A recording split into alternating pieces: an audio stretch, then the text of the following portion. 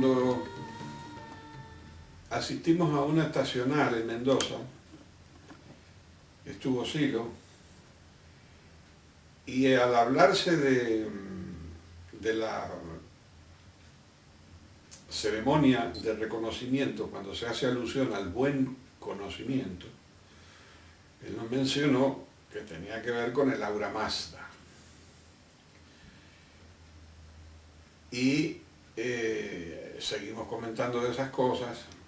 Entonces yo hice la mención de que era bueno hacer un estudio sobre esa época, porque incluía el surgimiento del pensar, del conocimiento, porque Zaratustra es simultáneo, o en ese periodo se va a dar lo que otros autores llamaron la era axial, que es cuando surge todo, que es de lo que vamos a hablar en la segunda monografía. Entonces él me comentó que sí, que valía la pena, que si estaba en eso, que lo hiciera. Y bueno, por todo lo que sabemos, pues he visto conveniente hacerlo. Y entonces, ¿qué vemos? Vemos que en los gathas, que son los himnos de Zaratustra, persas del siglo V, VI, antes de esta era, que se conservan a mi ver milagrosamente porque fueron mucho tiempo transmitidos vía oral y solo fueron escritos mucho después, y mucho de eso se destruyó cuando llegaron los macedonios por allí en otro momento. Entonces es bueno lo que ha quedado, y allí hace alusión el Zaratustra a la buena mente, lo cual muy bien se puede traspolar hoy al buen conocimiento. Pero todo lo de Zaratustra es muy interesante y muy revelador, porque él es un hombre que parece ser que es un mago, uno de los sacerdotes de aquella época, que ve que hay muchos excesos. Entonces, él propone unas reformas, por eso se le considera como un gran reformador. Y tiene unas revelaciones, y en esas revelaciones él habla con la deidad, con mucha confianza, y con aura Mazda, que sería el señor de la sabiduría. Y entonces iba desarrollando todo un diálogo en favor de la verdad y en contra de la mentira, y cómo apelar a la buena mente continuamente para ir encontrando los caminos, ¿no? Allí se nota cómo todavía existen muchos sacrificios, y hay mucha alusión a los animales, como queriendo decir que bueno, que hay que cambiar el sistema, y es una confrontación con la cosa de los sacrificios. Autores estudiosos hablan de que en aquella época lo que sucede, el trasfondo de lo que se ve en ese mito que él elabora, del señor de la sabiduría, de la luz, que es Hormuz, contra el señor de la oscuridad, de las tinieblas, de la mentira, que es Arimán, que vendría a ser una lucha permanente que a la larga triunfa la verdad, triunfa la luz. El trasfondo es que existía una lucha permanente entre los pueblos nómades y los pueblos que se iban haciendo sedentarios. Los pueblos nómades llegaban y arrasaban, como no se iban a quedar, y se iban. Y los pobres pueblos sedentarios que se iban decidiendo a quedarse, pues entonces se encontraban con unos desastres, un día sí y otro también, ¿no? Y parece que esto se encuentra con el surgimiento de la edad de hierro, en donde, si bien el hierro lo empiezan a manejar bien, y claro, ¿qué significa eso? Que van a hacer herramientas, y una de las herramientas clave de aquella época fue el arado. Entonces eso va a permitir el avance de la agricultura, la rupturación de los terrenos se va haciendo por todos lados, pero claro, también es la espada y el carro de combate, porque la domesticación del caballo también se hace por aquellos tiempos. Entonces hay una serie de cosas encontradas, pero claro, son contradicciones enormes dentro del ser humano, porque esto aparece en toda esta época que vamos a ver, en donde aparece el volcán así explosivo de la sabiduría, de la poesía, de la revelación, de la inspiración, y guerras continuas u otras cosas terribles, ¿no? Entonces, al seguir con el tema de Zaratustra, que es, él habla en una zona que hoy está, que se llamaba Bactria, que es como entre Afganistán e Irán, y habla para los persas. Y él, la historia que nos relatan es que él pudo hablar con un jefe tribal, y este señor parece que se puso a pensar un tiempo en el tema y al final lo acepta. Es como la primera conversión de gente que está, digamos, dentro de un cierto poder, para que se apliquen estas nuevas formas y se llegue a toda la gente, ¿no? Esto se ve que ha seguido luego en los emperadores persas de aquella época, ¿no? Y tienen una característica, es que cierta tolerancia, ¿no? Y se atribuye que hayan practicado el mazdeísmo. Y un hecho histórico no poco importante, a consecuencia de esto, es el Ciro el Grande, que cuando conquista Babilonia, libera a los judíos. Eso de liberar pueblos no era una cosa que estaba en boga, ni mucho menos. Así que podemos ligar las consecuencias de una nueva doctrina interesante, llamémosle así, con hechos históricos interesantes, de liberar pueblos, ¿no?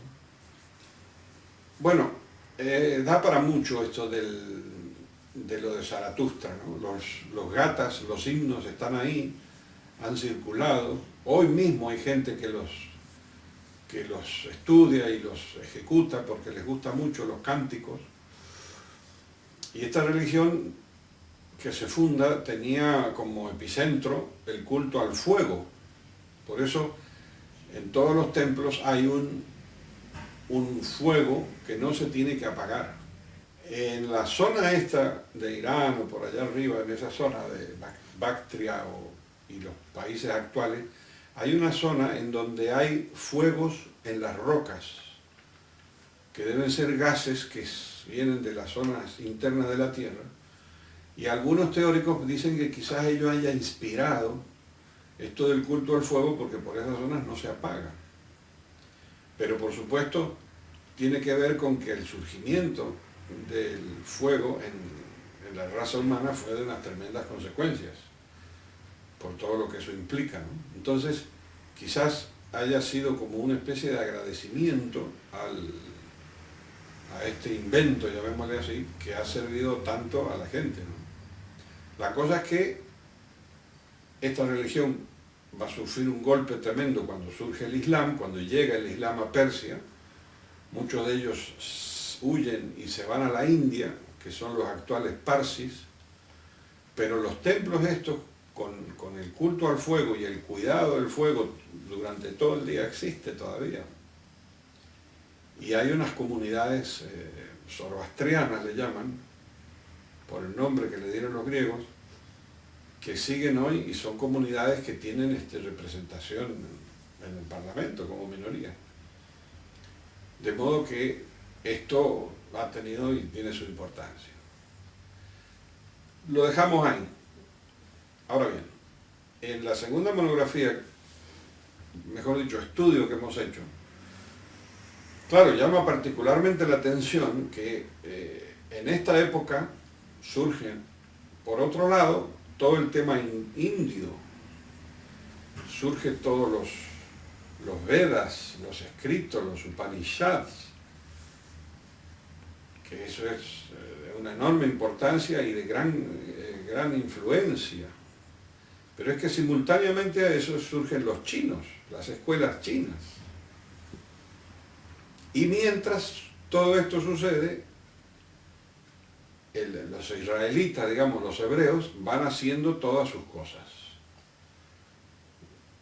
Y todo esto llega hasta el día de hoy. Ese es lo que estos observadores hacen. Y en este capítulo, pues por supuesto, ¿quiénes son los más próximos a nosotros? Los griegos, los pregriegos y los griegos. Y todo esto surge en el siglo VI, V, hasta el tercero, segundo, según se consideren unas cosas más o menos. En el hemisferio norte, entre el paralelo creo 20 y 40 del hemisferio norte, lo que viene a ser Medio Oriente, Europa, China, la India y Persia. Y como estudian los observadores, resulta que estos lo hacen de modo simultáneo, sin tener influencia, ni tener conocimientos unos de otros. Ese es el punto. Y los estudiosos a día de hoy dicen que es una incógnita cómo surgió eso. Porque claro, parece ser que esto es un cambio, un nuevo ciclo de lo que viene sucediendo antes, que se le llama las civilizaciones antiguas. Y las civilizaciones antiguas se instalaron por ciertos motivos, que van surgiendo las poblaciones. Todas las poblaciones han surgido alrededor de los ríos, del Nilo, del Indo, del río Amarillo, creo, pero en otros lados no, en otros han surgido como se puede. El asunto es que también es curioso que las dos culturas madres, que son la de la Mesopotamia y la egipcia, no entran en esta era. Es como que ellas se agotan en sí mismas, ¿cierto? Con sus conocimientos y su sabiduría, por supuesto, y su traslado a las otras, pero no entran en este caso. Y tampoco entran otros pueblos que están cerca de estos pueblos. El caso más notable, por ejemplo, son los etruscos. Los etruscos están en la península itálica, pero están por todos lados simultáneos a los griegos, y tenemos algunos datos, sobre todo de las tumbas, pero no el apogeo griego, ¿cierto? Y en el caso de China, por ejemplo, no aparecen en esa época pueblos como los coreanos, los japoneses, o Indonesia, o la misma Tailandia. Y en el caso de Europa, con los griegos, pues no aparecen los eslavos y los germanos. Eso aparecen después. Así que es muy interesante cómo es esto que se va dando en la historia, ¿no? Pero centrándonos en el periodo axial, llamado así porque es como si fuera un eje, ¿no? Clarísimo, un antes y un después, hay características muy importantes, que es, por ejemplo, el surgimiento del individuo pensante. El individuo que con nombre, no digamos nombre y apellido, porque muchos de ellos tienen nombres solos, ¿no? Qué sé yo, Confucio, Buda, Tales, Anaximandro, ¿cierto?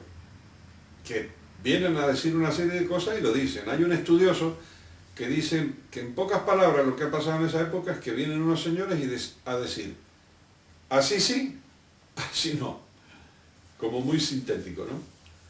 Claro, es así, el Zaratustra lo dice, porque todo esto es mentira, y esto es la verdad. Esto es el Señor de la sabiduría, esto el Señor de la oscuridad. Pero hay casos como el tema indo, que no aparecen todavía autores claros, sino que aparecen como escritores que están siempre redactando esos textos y lo hacen de manera anónima. En el caso de los judíos surgen los profetas, que son gente que se inspira y le dice cosas a ese pueblo, no solo en el campo de la sabiduría y lo religioso, sino en el campo político, para que se conserven y se mantengan como pueblo. Cosas que han logrado a pesar de que estaban rodeados de muchos otros y han desaparecido. Eso es muy curioso. Hay un libro, un capítulo, unos párrafos de Ortega y Gasset que recuerdo haber leído, que decía que hay 3 pueblos antiquísimos que son los chinos, los judíos y los andaluces. ¿Por qué? Porque los andaluces tendrían que ver con lo que sucedió en aquellas zonas, en las civilizaciones antiguas, y bueno, pues tiene que ver con esa antigüedad. Lo cierto es que esta gente logra conservarse como pueblo sin país, sin lugar, cosa que todos los demás tuvieron. Entonces las iniciativas que le daban los profetas tenían que ver con mantener esa fidelidad con ese Dios único que han concebido, porque al irse relacionando con otros pueblos, cada tanto iban incorporando a otras deidades. Decían, bueno, si a estos vecinos les da resultado, qué sé yo, Astarte o no sé quién, pues hagamos un poquito de culto y luego hagamos... Entonces estos vinieron y le dijeron, no, aquí Jehová. Y bueno, esa es un poco la parte esta, ¿no? Que es interesante porque son gente común y corriente que se inspira y tiene unas revelaciones muy importantes y se las dice a la gente y a veces en contra de los sacerdotes de ellos, que eran gente muy conservadora. En realidad, si uno mira todo el movimiento judío, parece ser gente que son como no conservadores, ¿no? Y como ha mencionado Silo en el tema en su libro, su texto que hizo del estudio del siglo XX, ahí nos destaca cómo está ligado el sentimiento religioso, que en esta época va a ser una aparición importante, una configuración con los impulsos de liberación. Porque aquí es liberarse de los pueblos que los tienen a estos sometidos, primero de Egipto, o en un momento dado de Egipto y ahora de Babilonia. Se ve muy claramente, y en el budismo es un claro ejemplo de liberarse del sistema de castas y de los sacerdotes brahmanes que son muy oprimentes. Y en otros casos también se ve, el Zaratustra también. Entonces hay un impulso liberador. El caso griego es curioso, los mismos estudiosos dicen que es un caso distinto. Es un caso distinto porque tiene sus características, ¿no? Entonces, como todos sabemos, empieza en Jonia, ¿cierto? Y empieza uno, el famoso Tales, y propone una cosa, y después Anaximandro propone otra. Y todos van buscando como una especie de principio, ¿no? Único. Entonces todo, Heráclito, todo tiene que ver con el fuego y con la guerra. La guerra es la madre de todas las cosas. Que eso es lo que nos da los parámetros que se mueve todo esto, en un tema de belicosidad y de barbaridades. Porque acuérdense que toda esta época están los esclavos. Hay una esclavitud y aquí nadie ni se la plantea. Es más, hay muchos textos que no se lo menciona el tema. La discriminación de la mujer, del joven. Y en los mitos, que da una explicación de muchas cosas, pues hay unas ideologías para conservar este statu quo. Hay autores que le dan mucha importancia a las ideologías que hay dentro de esos mitos. Entonces, se van viendo todo esto. Y luego aparece este tema de los otros pueblos. Por ejemplo, hay autores que citan la importancia de los fenicios para con los griegos, porque los fenicios traían mucha cultura y son los que más han viajado por todos lados. Muchos mitos que están de los griegos, muchos héroes de los griegos, puede ser que vinieran de los fenicios, que son los que viajaban por todos lados. Y son los que viajaban y llegaron a la zona esta que decimos de Andalucía con tartesos. Por eso se dice que es un pueblo antiguo. Y ya estaban involucrados en la cuestión de los minerales y de los metales. Entonces los griegos van absorbiendo muchas cosas, los van absorbiendo y los van traduciendo y los van presentando.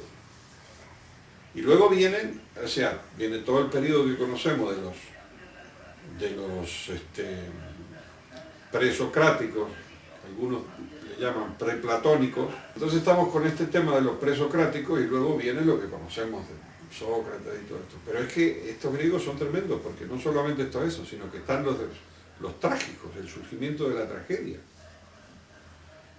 Y lo que sí lo explica muy interesantemente en ese estudio es que es gracias a la cuestión de Parménides, de la detención del tiempo, de ese inmovilismo que plantea frente al movilismo total de otros, ¿no es cierto? Es que surge el tecné, que va a dar lugar a la técnica, y también para otros al arte, que va a permitir lo que más adelante es todo lo que conocemos con ciencia y tecnología, no solo de filosofía, cosa que otros pueblos no hacen.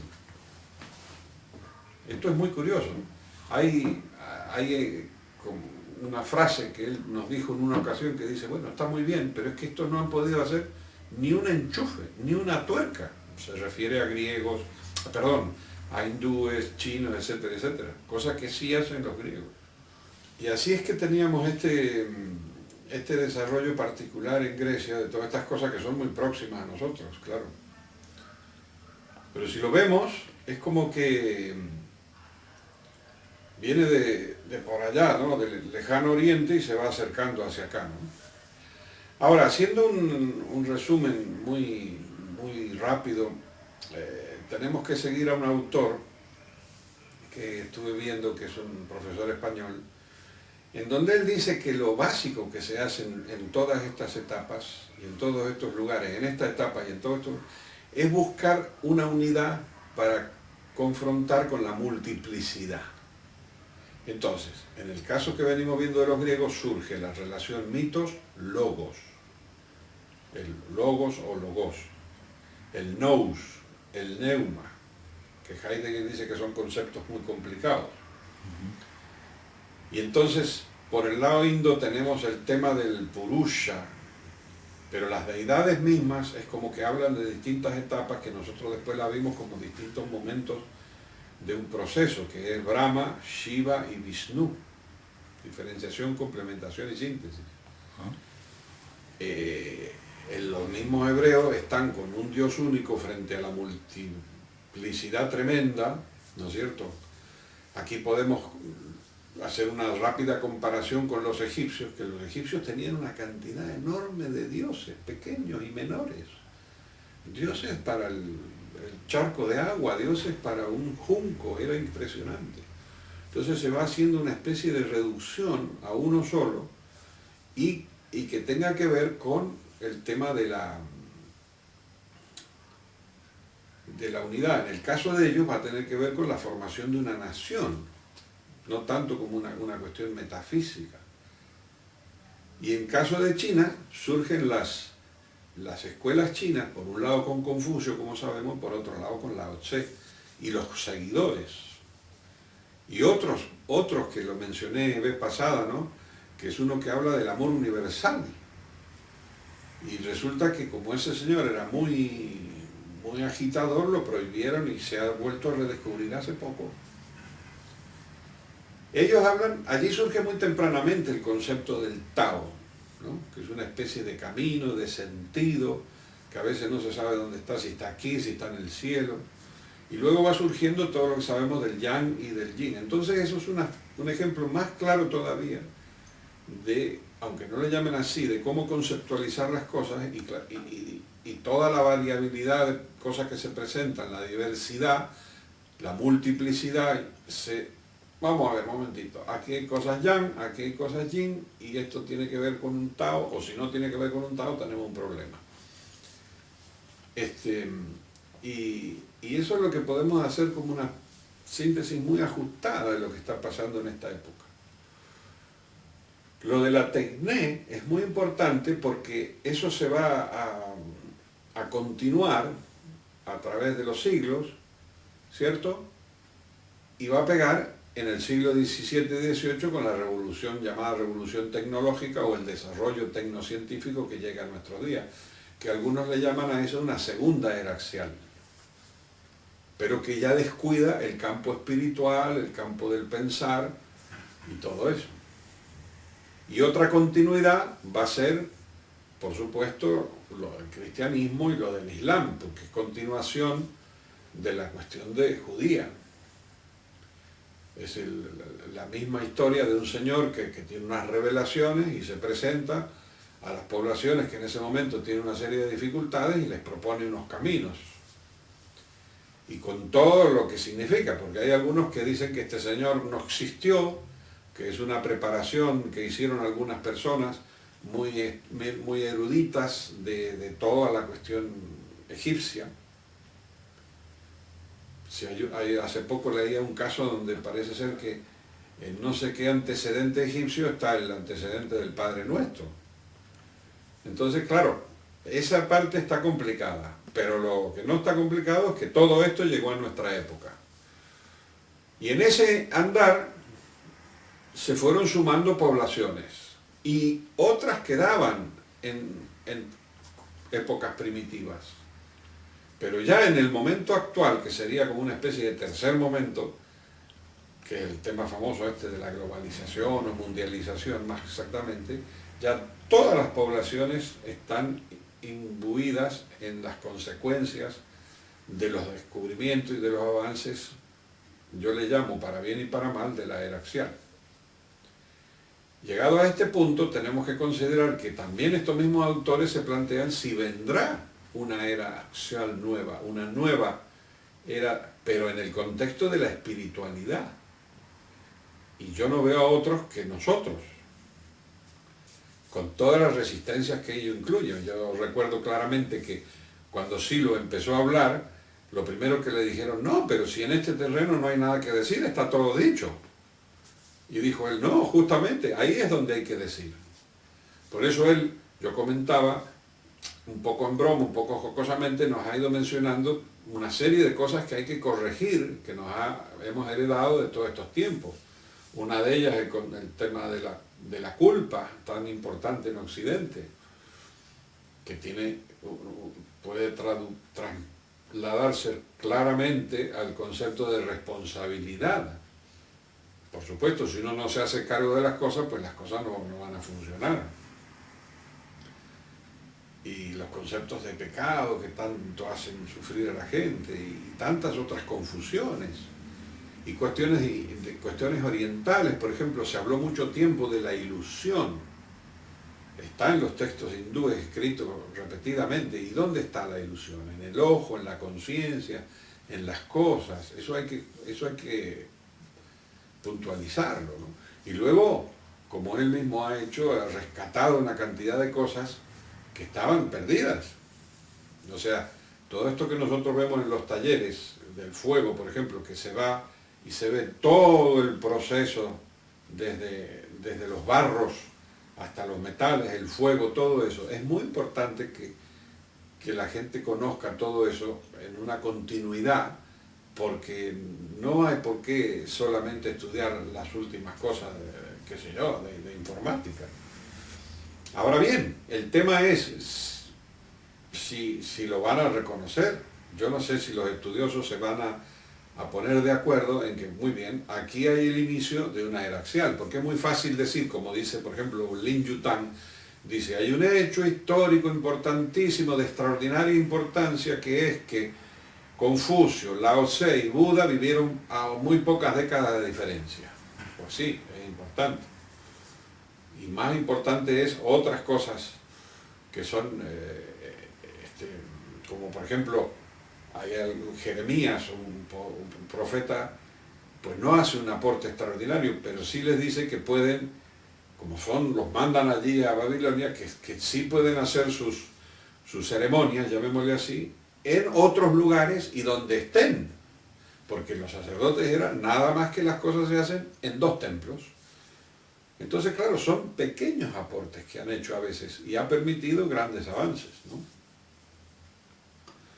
El tema de la tecnología Vemos claramente que hay un milenio largo, o casi milenio y medio, en donde se avanza poco, y poco para la vida de la gente común y corriente. Pero parece ser que el espíritu humano va avanzando en este proceso.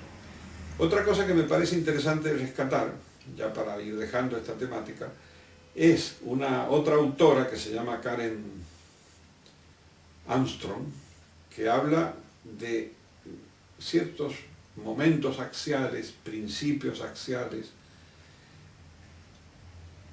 que, por ejemplo, ella ve como que hay un avance hacia la ahimsa, ese tema de la no violencia o del no perjudicar, ¿no? En medio de guerras y de cosas, ¿no?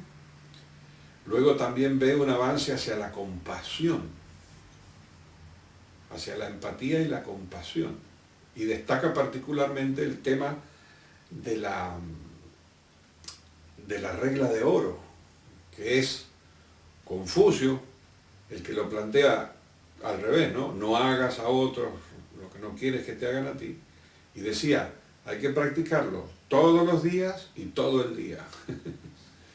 ¿No? Y varias recomendaciones. Y eso se va planteando en muchas cosas, eso, ¿no? Inclusive, esta misma autora habla de que es en la Cábala en donde está este tema de la regla de oro, y se rescata como esta historia de la relación con los vecinos, que después queda con eso de amor al prójimo, ¿no? Entonces, son muchas las cosas que habría que ir considerando aquí, ¿no? Pero lo importante es que una de las características de la era axial es estos individuos que le llama ella con personalidad, que Jasper le llama, que es el autor que venimos estudiando al principio, el filósofo existencialista, médico, alemán, que él habla que se le ha dado poca importancia a este estudio, que ya vienen algunos autores en el siglo XVII hablando de esto. Y así como cosa curiosa, hay uno de ellos que destaca que los primeros que se dan cuenta de esta historia son los jesuitas, que llegan por la India y se escriben con los que están en la China y le dicen, oye, aquí hay unas cosas interesantísimas.